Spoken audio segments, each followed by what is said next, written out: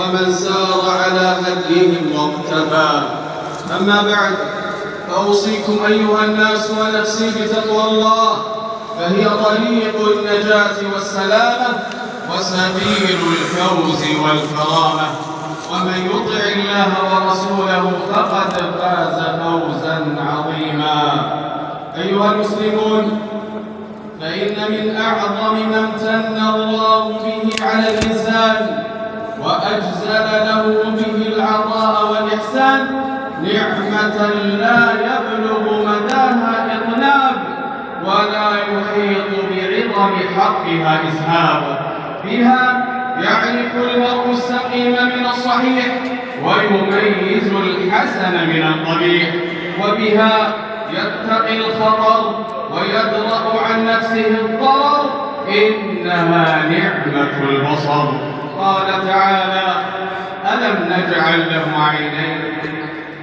ولذا عظم ثواب من ابتلي بالعمى فصبر واحتسب الأجر في ذلك واصطبر. فعن أنس بن مالك رضي الله عنه قال: سمعت النبي صلى الله عليه وسلم يقول: إن الله قال: إذا ابتليت عبدي بحبيبتيه فصبر عوضته منهما الجنة، يريد عينين. رواه البخاري. فالبصر نعمة تستوجب الحمد والشكر وصدق الاعتراف بالفضل. قال تعالى: والله أخرجكم من بطون أمهاتكم لا تعلمون شيئا وجعل لكم السمع والأبصار والأفئدة لعلكم تشكرون. ومن شكر الله على نعمة البصر ألا يستعمله العبد إلا في مراضي الله وفيما يعود عليه بالنفع في دينه ودنياه، وأن يحفظ بصره عن الحرام ويصونه من الوقوع في الآثام.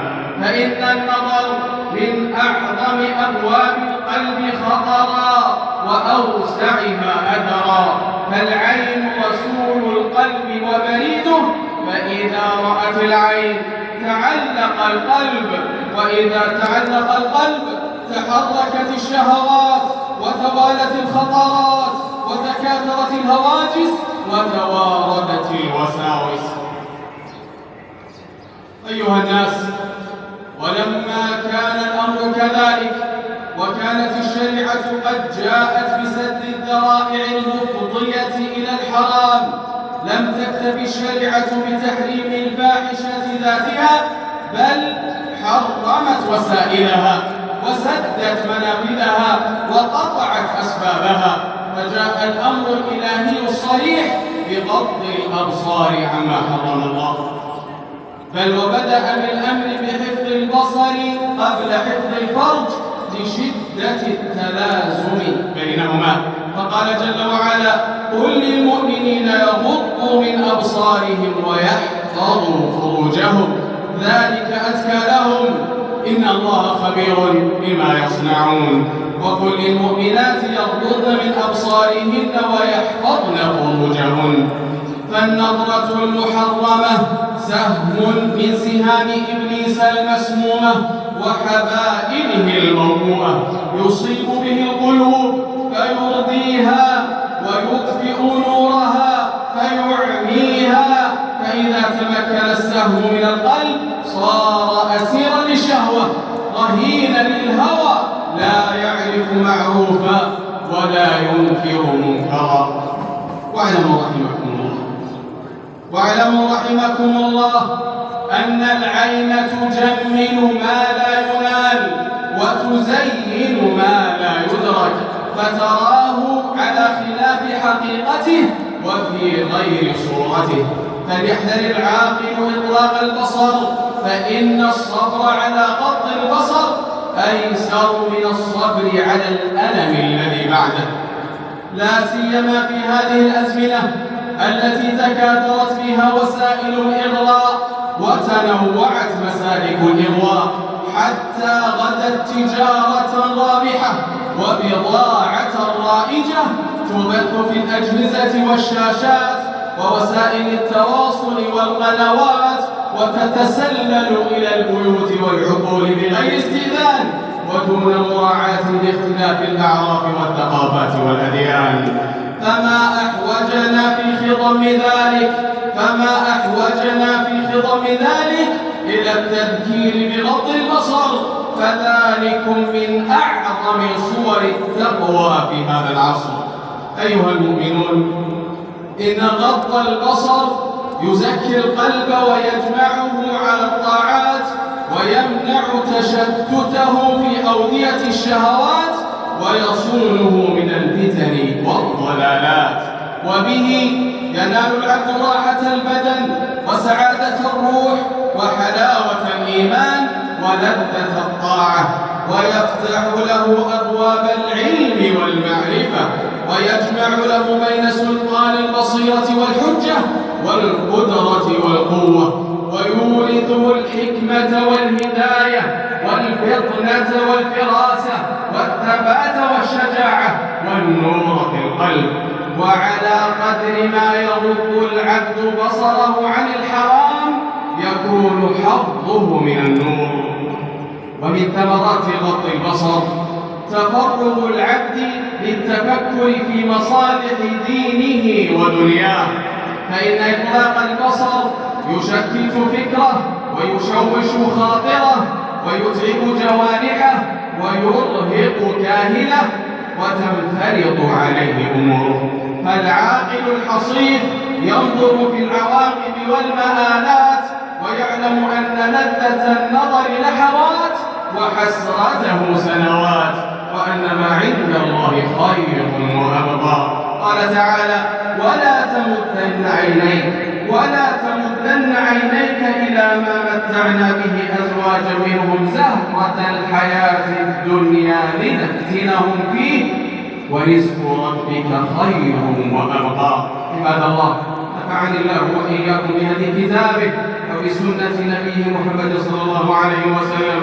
أقول قولي هذا وأستغفر الله لي ولكم ولسائر المسلمين من كل ذنب وخطيئة فاستغفروه إنه هو الغفور الرحيم.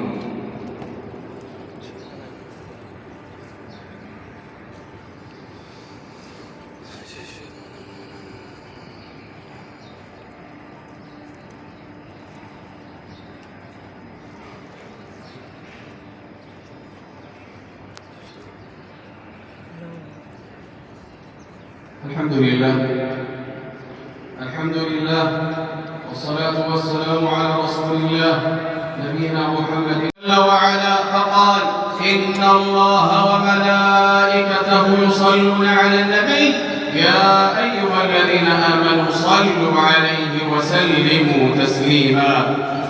اللهم صل وسلم وبارك على الرسول الأمين وعلى آله الطيبين الطاهرين وعلى أزواجه أمهات المؤمنين، وارض اللهم عن الخلفاء الأربعة الراشدين وعن الصحابة أجمعين والتابعين ومن تبعهم بإحسان إلى يوم الدين، وعنا معهم بعفوك وجودك وإحسانك يا أكرم الأكرمين. اللهم أعز الإسلام والمسلمين، اللهم أعز الإسلام والمسلمين واحمي حوزة الدين وانصر دينك وكتابك وسنة نبيك محمد صلى الله عليه وسلم وعبادك المؤمنين، وأدم نعمة الأمن والأمان على بلادنا المملكة العربية السعودية وعلى سائر بلاد المسلمين.